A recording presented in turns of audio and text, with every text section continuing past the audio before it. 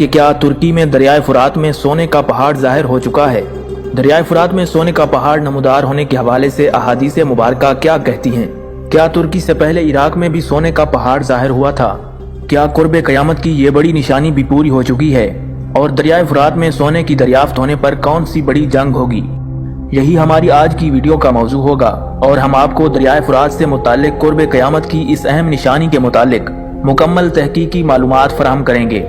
ناظرین، مسلم دنیا میں دریائے فرات صرف ایک دریا ہی نہیں بلکہ اسے قرب قیامت کو ظاہر کرنے والی نشانیوں میں سے ایک نشانی سمجھا جاتا ہے۔ دریائے فرات سے متعلق نبی آخر الزمان حضرت محمد مصطفیٰ صلی اللہ علیہ وسلم کی متعدد احادیث مبارکہ ہیں، جن میں یہ پیشن گوئی کی گئی ہے کہ قیامت کے قریب دریائے فرات خشک ہو جائے گا اور اس میں سے سونے کا ایک پہاڑ ظاہر ہوگا۔ 1500 سال سے صرف مسلمان ہی نہیں، دوسرے مذاہب کے لوگ بھی اس انتظار میں ہیں کہ مشرقی ترکی سے نکلنے والا عظیم دریائے فرات، جو ترکی، شام اور عراق سے گزرتا ہوا 2800 کلومیٹر کا طویل فاصلہ طے کر کے خلیج فارس میں شامل ہو جاتا ہے، کیا یہ واقعی خشک ہو سکتا ہے؟ ناظرین، ترکی میں پچھلے کچھ عرصے سے سونے کے ذخائر دریافت ہونے کی خبریں آ رہی ہیں۔ 22 نومبر 2021 کو ترک نیوز ایجنسی انادولو نے سونے کے ایک بڑے ذخیرے کی دریافت کی خبر دی تھی، جس کے مطابق دریائے فرات میں 99 ٹن سونے کے ذخائر دریافت کیے گئے ہیں۔ اس سونے کی مالیت 6 ارب ڈالر تک بنتی ہے، جو کئی ممالک کی جی ڈی پی سے زیادہ ہے۔ سونے کا یہ ذخیرہ ترکی کے وسطی مغربی علاقے میں دریافت ہوا ہے۔ ناظرین، ترکی کی ایک کھاد بنانے والی کمپنی گبریڈا کے سربراہ فارٹن پائروز کے مطابق سونے کے اس ذخیرے کی اگلے 2 سال تک کان کنی کی جائے گی، جس کی پیداوار سے ترک معیشت کو بڑا سہارا ملے گا۔ اس سے پہلے ستمبر میں ترکی کی وزارت توانائی اور قدرتی وسائل کی طرف سے کہا گیا تھا کہ ترکی نے 38 ٹن سونے کی پیداوار کے ساتھ بڑا ریکارڈ توڑ دیا ہے اور اگلے 5 سال میں سونے کی سالانہ پیداوار 100 ٹن تک بڑھانے کا ہدف مقرر کیا گیا ہے۔ اس خبر کے سامنے آنے کے بعد ایک بار پھر تاجدار کائنات صلی اللہ علیہ وسلم کی پیشن گوئیوں کا ذکر ہونے لگتا ہے کہ کہیں ترکی کو دریائے فرات سے سونے کا پہاڑ تو نہیں مل گیا۔ ناظرین، ترکی میں سونے کا پہاڑ ظاہر ہونے کی چیمگوئیوں میں شدت آنے کی بڑی وجہ یہ اطلاعات بھی ہیں کہ دریائے فرات پر ترکی اور شام کی جانب سے ڈیم کی تعمیر اور فیکٹریاں لگانے کا عمل جاری ہے، جس کی وجہ سے دریا میں پانی کا اخراج دن بدن کم ہوتا جا رہا ہے۔ سائنسدانوں کا کہنا ہے کہ 7 سال کے دوران دریائے فرات کی گزرگاہ کے مختلف حصوں میں اب تک 117 ملین ایکڑ فٹ تازہ پانی ضائع ہو چکا ہے، جبکہ ترکی دریائے فرات کی خشک سالی کو نظر انداز کر رہا ہے۔ اس سے بہت سے حلقے یہ گمان کر رہے ہیں کہ ترکی دریائے فرات کو خشک کرنا چاہتا ہے تاکہ وہاں سے سونا تلاش کیا جا سکے۔ اس سے 1500 سال پہلے کی گئی نبی اکرم صلی اللہ علیہ وسلم کی پیشن گوئی پوری ہو جائے گی۔ ناظرین، دریائے فرات میں سونے کے پہاڑ سے متعلق احادیث مبارکہ میں اس طرح بیان کیا گیا ہے۔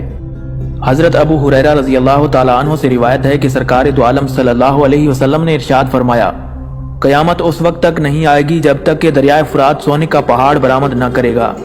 لوگ اس کی وجہ سے یعنی اس دولت کو حاصل کرنے اور اپنے قبضے میں لینے کے لیے جنگ اور قتل و قتال کریں گے، بس ان لوگوں میں 99% مارے جائیں گے، اور ہر شخص یہ کہے گا کہ شاید میں زندہ بچ جاؤں گا اور مقصد میں کامیاب ہو جاؤں گا، یعنی ہر شخص اس توقع پر لڑے گا کہ شاید میں ہی کامیابی حاصل کر لوں اور اس دولت پر قبضہ جما لوں، چنانچہ 99% لوگ اس توقع میں اپنی جان گنوا بیٹھیں گے۔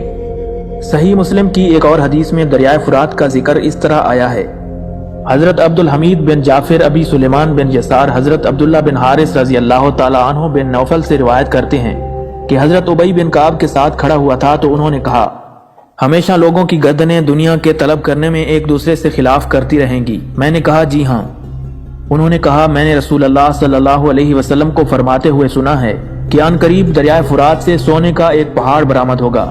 جب لوگ اس کے بارے میں سنیں گے تو اس کی طرف روانہ ہو جائیں گے، بس جو لوگ اس کے آس پاس ہوں گے وہ کہیں گے کہ اگر ہم نے لوگوں کو چھوڑ دیا تو وہ اس سے سارا کا سارا سونا لے جائیں گے، پھر وہ اس پر قتل و قتال کریں گے، بس ہر 100 میں سے 99 آدمی قتل کیے جائیں گے۔